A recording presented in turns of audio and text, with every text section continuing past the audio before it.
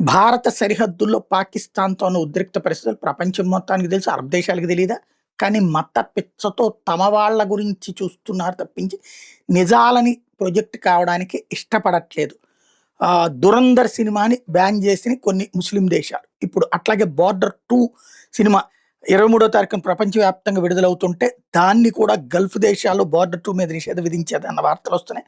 Bahrain, Kuwait, Oman, Qatar, Saudi అరేబియాతో పాటు దుబాయ్‌లో కూడా 'బార్డర్ 2' నిషేధించారన్నటువంటిది ప్రచారం జరుగుతోంది. గల్ఫ్‌లోని అన్ని థియేటర్‌లో దీన్ని విడుదల చేయడానికి నిర్మాతలు ప్రయత్నిస్తున్నట్టు బాలీవుడ్ మీడియా చెప్తోంది. పాకిస్తాన్‌కి వ్యతిరేకంగా తెరకెక్కించడం మూలంగా ఆయా దేశాలు దీన్ని బ్యాన్ చేశారన్నటువంటిది ప్రచారం జరుగుతోంది.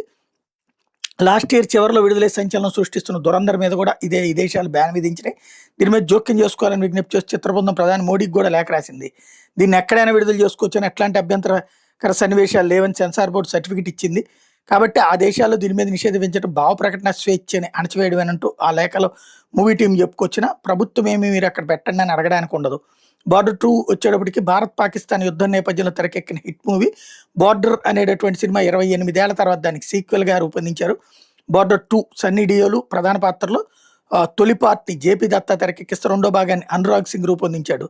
ఇప్పుడు ఆ సినిమా వాళ్ళకి మండుతోందనమాట.